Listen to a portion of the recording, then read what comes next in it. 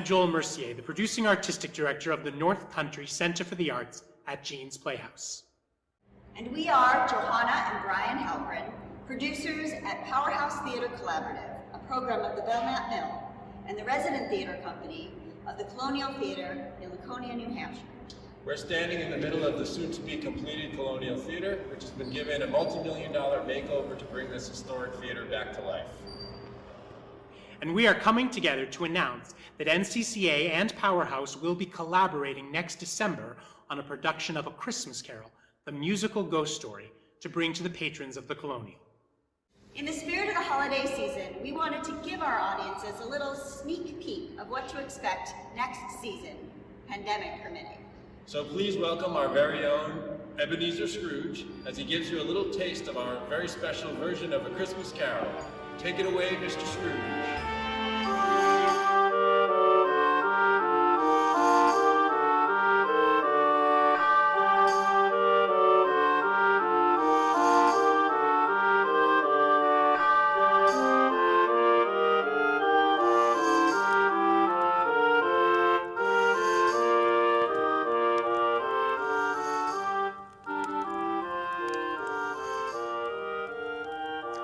Oh, there you are. I'm so glad that you could join me. You know, this book is very special to me. It helped me through some difficult times indeed. Perhaps you're going through some difficult times as well right now. Either way, I hope you'll enjoy the story as much as me. It's the story of A Christmas Carol. Marley was dead to begin with. There is no doubt whatever about that. The register of his burial was signed by the clergyman, the clerk, the undertaker, and the chief mourner. Old Marley was as dead as a doornail. Scrooge knew he was dead. Of course he did. How could it be otherwise? Scrooge and he were partners for I don't know how many years. Scrooge remembered the day it happened, 7 long years ago.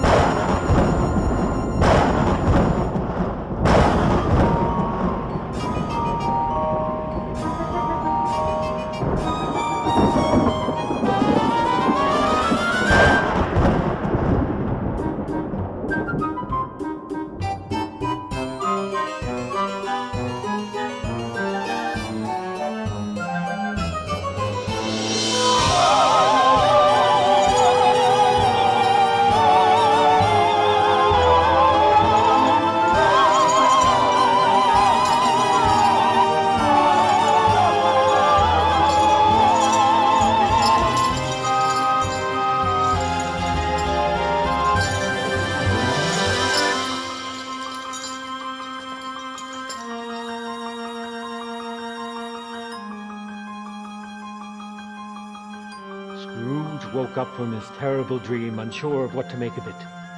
Was it just a dream? Marley had passed away 7 years ago this very night, which happened to be Christmas Eve. Scrooge dismissed the thought. He was a tight-fisted hand at the grindstone, Scrooge.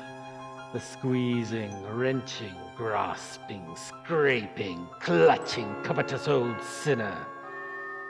The cold within him froze his old features, nipped his pointed nose, shriveled his cheek, made his eyes red, his thin lips blue, and spoke out shrewdly in his grating voice. He carried his own low temperature always about him and didn't thaw 1 degree at Christmas. He quickly shook the remnants of his dream aside and rang for his housekeeper, Mrs. Dilber. The woman arrived as quickly as she could with his typical bowl of porridge and typical cup of tea. Scrooge then dressed in his typical shabby clothes and headed out for his typical walk to the counting house. However, before he left the dank home, he thought he heard a voice whisper something quite unsettling. Scrooge, heed my warning. Scrooge arrived at the counting house to find his clerk, Bob Cratchit, already working in the cold, dark building. His candle provided little light for his work and even less warmth for his hands. Scrooge could barely get his coat off before the door flung up wide open, and in walked his nephew Fred. "A Merry Christmas, Uncle! God save you!" "Ah, humbug!" sneered Scrooge. "Christmas a humbug, Uncle? Don't be cross, Uncle." "What else can I be," replied Scrooge, "when I live in such a world of fools as this Merry Christmas? What's Christmas time to you but a time for paying bills without money? A time for finding yourself a year older, but not an hour richer. If I could work my will, every idiot who goes about with Merry Christmas on his lips would be boiled with his own pudding and buried with a stake of holly through the heart." "Don't be angry, Uncle. Come, dine with me and Ida tomorrow evening," begged Fred. This was always a point of contention between the two. Scrooge had never met Ida, and had no interest in meeting Ida. Scrooge wanted nothing to do with Fred, nor did he want to witness young love in its absurd stupidity. As he had done many times before, he simply declined the offer, and eventually Fred gave up and went on his merry way. The afternoon slowly crept by, until once again the door to the counting-house opened. This time it was a well-dressed pair of solicitors. "A few of us are attempting to raise a fund to buy the poor some meat and drink and means of warmth. What shall I put you down for?" asked the jovial gentleman. "Nothing," answered Scrooge coldly. "You wish to be anonymous?" "I wish to be left alone. I don't make merry myself at Christmas, and I can't afford to make idle people merry. Are there no prisons? Are there no workhouses?" "Many can't go there," exclaimed the gentleman, "and many would rather die." Scrooge looked hard at the pair and replied, "If they would rather die, they had better do it and decrease the surplus population." The solicitors left in a huff, but Scrooge could have sworn he heard one of them utter the words, "Heed my warning," upon his exit. But it was no matter. The day was over, and it was time for Scrooge to head home. He begrudgingly gave permission for Bob Cratchit to take the day off tomorrow, locked the door, and headed into the streets of London, which were bustling with the lights and magic of Christmas Eve. It is a lovely evening. Stars shining everywhere. Snow resting on the ground. Stand all around. Praise forth in the air. London comes alive at the sight of a winter's night. Ice for sale. Roasted chestnuts here. Warm yourself with some hot cider. Ravioli for a shilling. This is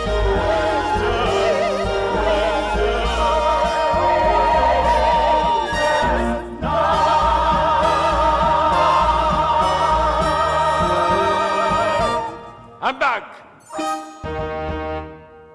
Scrooge was not fond of the merriment he saw as he made his way home. He ignored everyone he passed until the sight of his hunched-over fortune-teller caught his eye. She held a deck of cards. As she lifted her head and her eyes met Scrooge's, she opened her mouth and uttered the frightful words, "Scrooge, heed my warning." Scrooge quickly moved as fast as he could. What did her words mean? Why had they been in his mind all day? Soon enough he arrived home and made his way to the bedchambers. He lit the fireplace, changed into his dressing gown, and sat down to eat the bowl of stew Mrs. Dilber had left him. However, this strange day was not over yet. Good heavens! A noise! Stop that! Stop that! Wherever you are! Stop! Stop! Stop!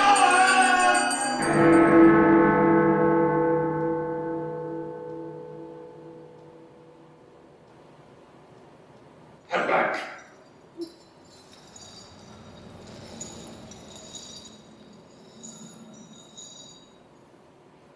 Mrs. Dilber? Is that you, dear?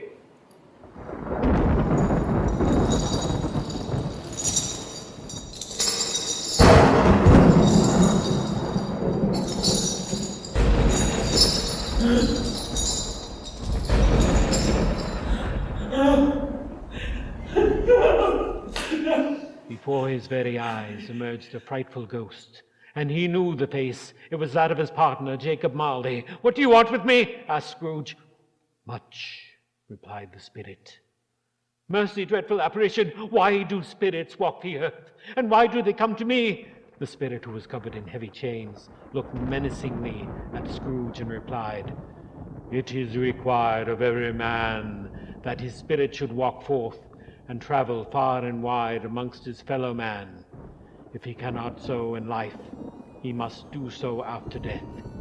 He is doomed to wander through the world and witness what he cannot share but might have shared on earth and turn to happiness. I wear the chain I forged in life. I made it link by link and yard by yard. Is its pattern strange to you? Or would you know the weight and length of the strong coil you bear yourself? It was full as heavy and as long as this 7 Christmas Eves ago. You have labored on it since."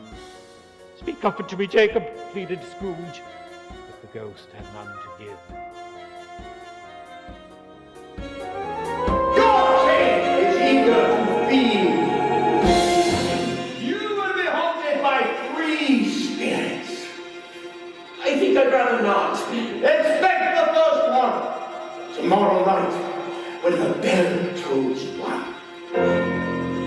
Couldn't I take all 3 at once and have it over, Jacob? Expect the second the next night at the same hour. Expect the third the next night when the last stroke of 12 has ceased to vibrate. Look to me no more, Ebenezer. This is your last chance to escape. Your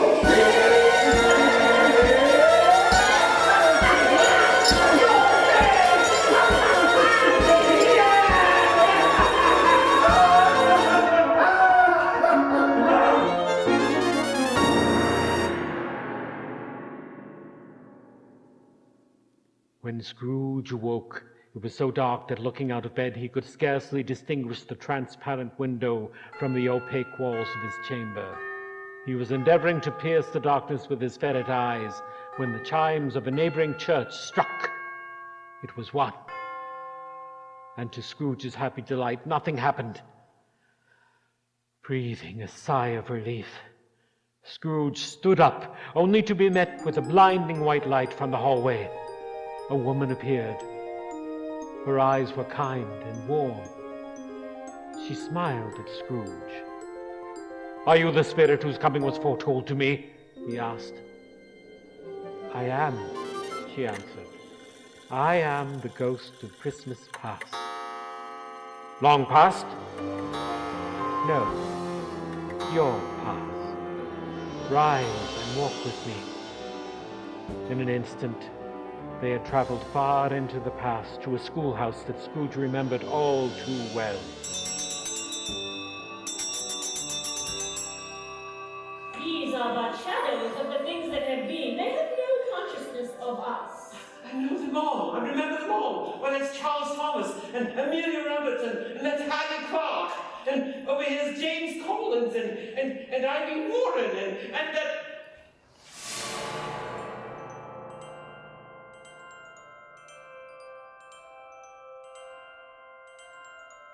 That's me. The ghost showed Scrooge one Christmas in particular, where his loving sister Fan came to the schoolhouse to bring him home for good. It was a touching memory, and made Scrooge realize just how much he missed his little sister who had passed during childbirth. But the memory was soon broken by yet another one. Scrooge was now looking at himself as a young man, a clerk of the great Mr. Fezziwig, on the night of Fezziwig's annual Christmas ball.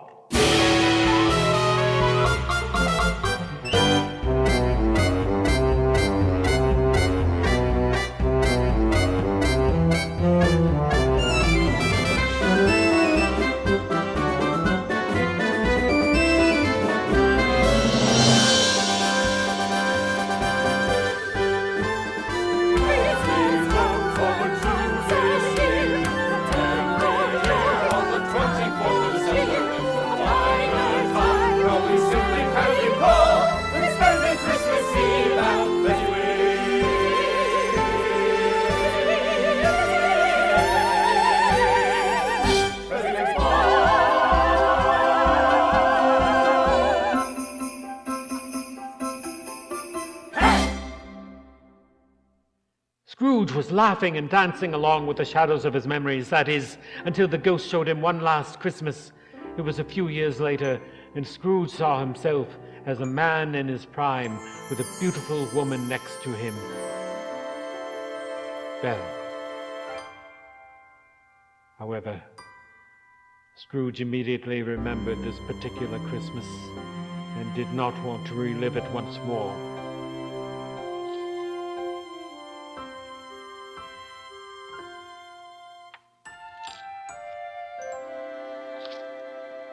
Before Scrooge knew it, he awoke in a frenzy. He was back in his own bed. Had it all been a dream? The clock ominously rang, and Scrooge could not bear to think what else was in store. But then a feeling of comfort came over him, a feeling of giving, and with it appeared a jovial and joyous young woman. She looked to Scrooge, and with a big smile addressed him. "I am the ghost of Christmas present. Look upon me. You have never seen the likes of me before. Have you never walked before forth with my elder brothers and sisters born in these later years?" "I don't think I have." "Have you had many brothers and sisters, Spirit?" asked Scrooge.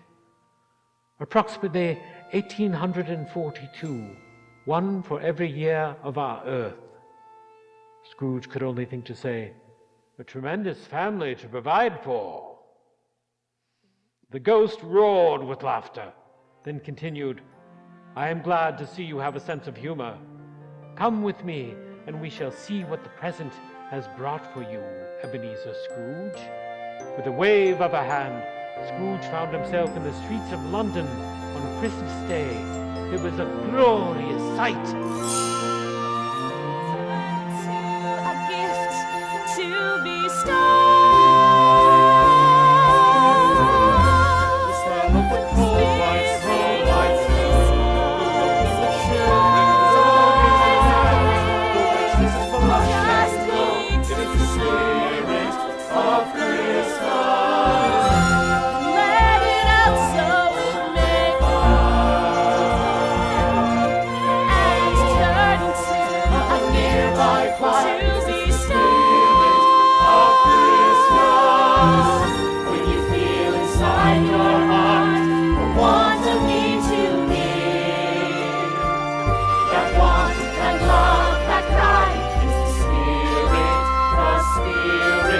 the spirit of Christmas inside.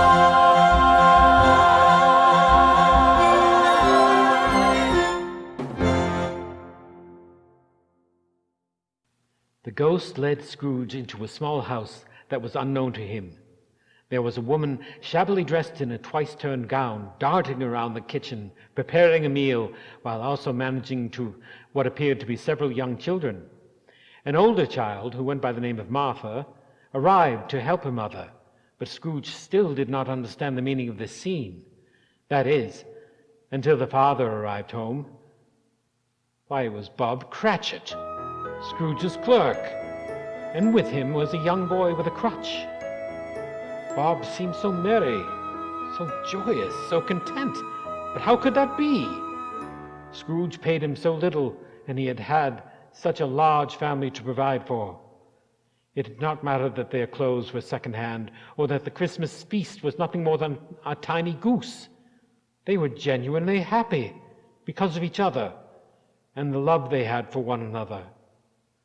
After dinner, the youngest, whose name was Tim, brought out his prized possession, a tiny wooden music box.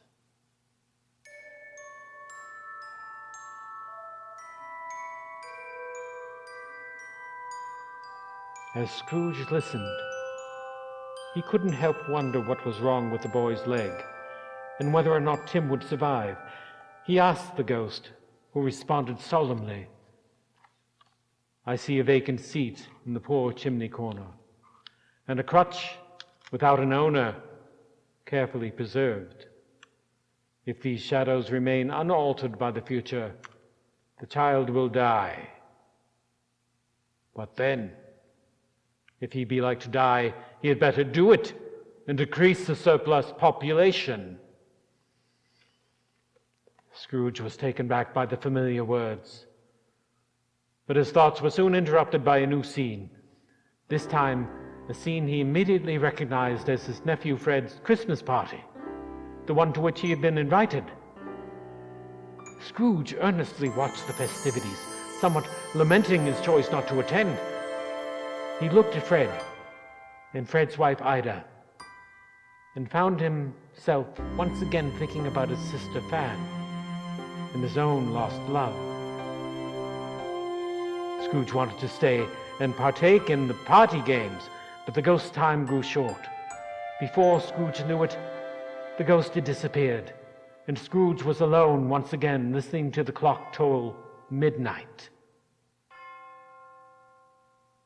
Midnight, he quietly whispered to himself. The last of the spirits is to come. And sure enough, Scrooge was right. The final spirit emerged out of a thick layer of fog, all in black and wearing a porcelain mask. She was a frightful sight and did not speak a word. I am in the presence of the ghost of Christmas yet to come. You are about to show me shadows of the things that have not happened, but will happen in the time before us. Is that so, Spirit? Ghost of the future, I fear you more than any spirit I have seen. But as I know your purpose is to do me good, and as I hope to live to be another man from what I was, I am prepared to bear you company and do it with a thankful heart. Will you not speak to me? The spirit gestured to what appeared to be a fortune-teller's deck of cards. Scrooge timidly selected one after another, each one revealing a scene from the future. Businessmen mocking a funeral. Peddlers joyous over the death of their lender. Then one card revealed a particularly frightful scene. A seedy group of thieves, fresh off their most recent loot of a dead man's belongings.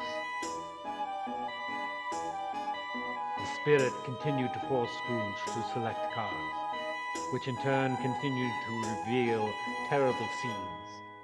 Scrooge thought he could take no more when one card revealed the home of the Cratchits, but this time with one less family member present. Tiny Tim had indeed passed, and the family's happiness was gone. Genuinely hurt by the scene, Scrooge selected the final card, the death card, which brought him to a grim graveyard. He was certain this scene was to reveal who the thieves had stolen from, who the businessmen were mocking, whose death brought joy to so many. The spirit pointed at a lone gravestone in the distance. Before I draw nearer to that stone to which you point, answer me one question. Are these the shadows of things that will be, or are they shadows of things that may be only? Men's courses will foreshadow certain ends, to which, if persevered in, they must lead. But if the courses be departed from, the ends will change. Say it is thus with what you show me.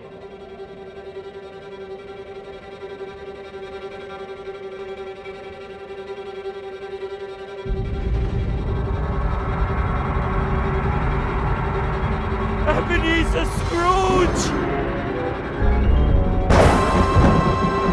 Heed my warning, Scrooge, or else you are destined to repeat my fate. No, Jacob, please, I beg you. I understand now. I see the error of my ways. Scrooge vowed to do better.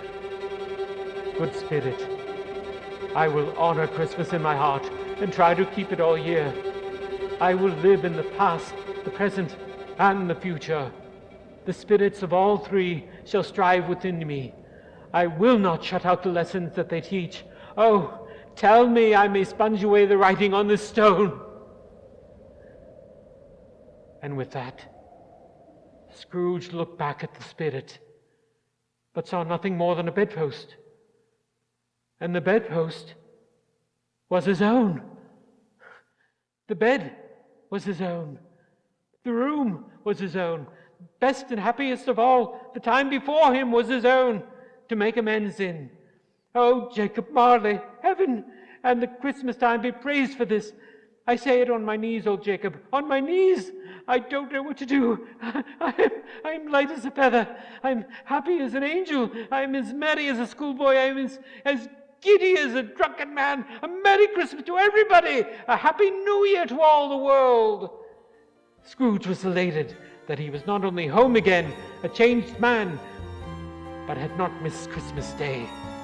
He quickly changed and ran into the streets of London to partake in the merriment he had once seen with the ghost of Christmas present. Scrooge made good on his promise, offering his apologies and more to those he had wronged, including his nephew Fred, his clerk Bob Cratchit, and everyone else he had ever said a single bad word to. In fact, Scrooge was better than his word. He did it all, and infinitely more, and to Tiny Tim, who did not die. He was the second father. He became as good a friend, as good a master, and as good a man as the good old city knew, or any other good old city, town, or borough in the good old world.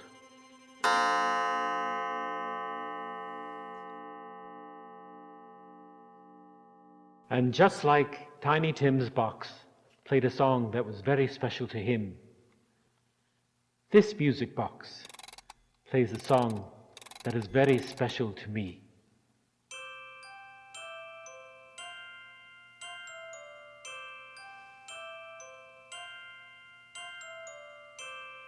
There was a time I was a fool. Money and greed, my only need, were more important than the golden rule.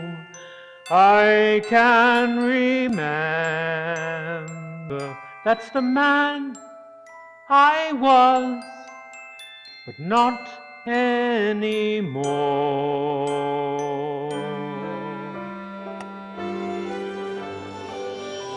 Merry Christmas, and God bless us, everyone. Once a year, we say a prayer for Christmas.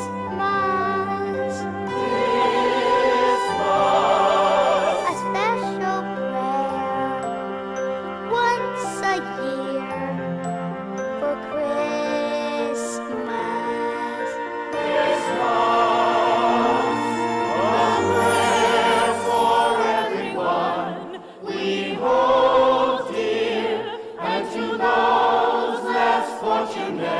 Make gray skies clear, we pray for happiness and cheer. And all wrongs undone. God bless us